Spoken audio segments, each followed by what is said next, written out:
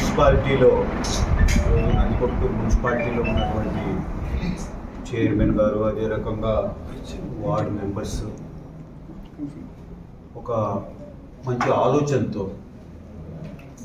నందికొట్కూరును అభివృద్ధి చేసుకుందాం అన్న ఆలోచనతో ఈరోజు మరి తెలుగుదేశం పార్టీలో చేరడం.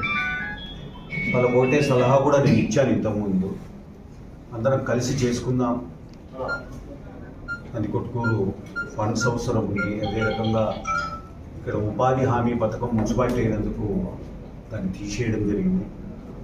పేదలకు దాన్ని ఖచ్చితంగా మళ్ళీ రెజల్యూషన్ పాస్ చేసి కేంద్రానికి అదే రకంగా రాష్ట్ర ప్రభుత్వానికి రెజల్యూషన్ కాపీ పంపించి ఇక్కడి నుంచి ఒక రిక్వెస్ట్ పెట్టిస్తాం. ఎంపీ గారు శివరమ్మ గారితో కూడా మంచి పని, అటువంటివి ఎన్నో చేసుకునేటటువంటి అవకాశాలు ఉన్నాయి. ఇదందరినీ కూడా మిమ్మల్ని అందరినీ స్వాగతిస్తున్నాం. నేను కోరేది ఒక్కటే, పేదల కోసం పనిచేయండి, పేద కుటుంబాల కోసం పనిచేయండి.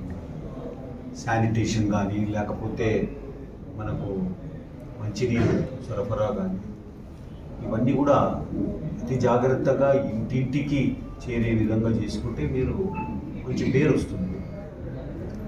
డెవలప్మెంట్ చాలా అవసరం మనకు, దాన్ని ముందుకు తీసుకుపోవాలి. మీరంతా కూడా కలిసికట్టుగా ఉండండి. ఎవరు ఏంటి బెదిరించినా ఎదురాల్సినటువంటి అవసరం ఉంది, వెంటనే కంప్లైంట్ చేయండి. మేమున్నాం మీ అందరికీ. ఇప్పుడు తెలుగుదేశం పార్టీలో ఆల్రెడీ ఉన్నటువంటి వాళ్ళకు కూడా మీరు మంచి వాళ్ళకు కూడా ఆదరించి ప్రజా సమస్యలు వాళ్ళ దృష్టికి వచ్చినవి కూడా మీరు అటెండ్ కావాల్సిందిగా కోరుతా ఉన్నా. ఇదంతా కూడా ఒకటే ధ్యేయం.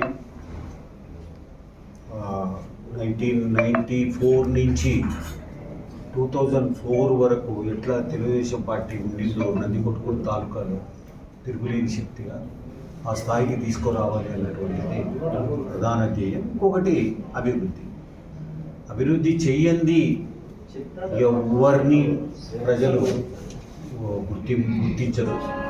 ఈరోజు మైరెడ్డి రాజశేఖర్ రెడ్డి ఇంకా మరి ప్రజలలో నాంతూ ఉన్నాడు, ఆదరణ ఉంది అంటే కేవలము అభివృద్ధి మీద దృష్టి పెట్టినది 50 సంవత్సరాలు. లేకపోతే మైరెడ్డి రాజశేఖర్ రెడ్డి ఎవరో ఎప్పుడో మర్చిపోయారు. కానీ ఈరోజు ఆ అభివృద్ధి కాపాడుకుంటూ వచ్చింది. మీరు కూడా నేను మీకు సలహా ఇచ్చేది ఏంటంటే, అభివృద్ధి మీ రాజకీయాన్ని కాపాడేది, మీ పవర్ను కాపాడేది. ఊరికే మాటలు చెప్తే కాదు. మేమంతా ఉంటాం ఖచ్చితంగా. శబరమ్మ, మేము మీ వెంట ఉంటాం. మున్సిపాలిటీలో ఏమి చెయ్యాలో మాకు వచ్చిన సలహాలు ఖచ్చితంగా ఇస్తాం. ఇటు కేంద్రము అటు రాష్ట్రం నుంచి వచ్చే నిధులు కూడా ప్రయత్నం చేసి తీసుకొచ్చి, ఒకటి నేను కోరుకునేది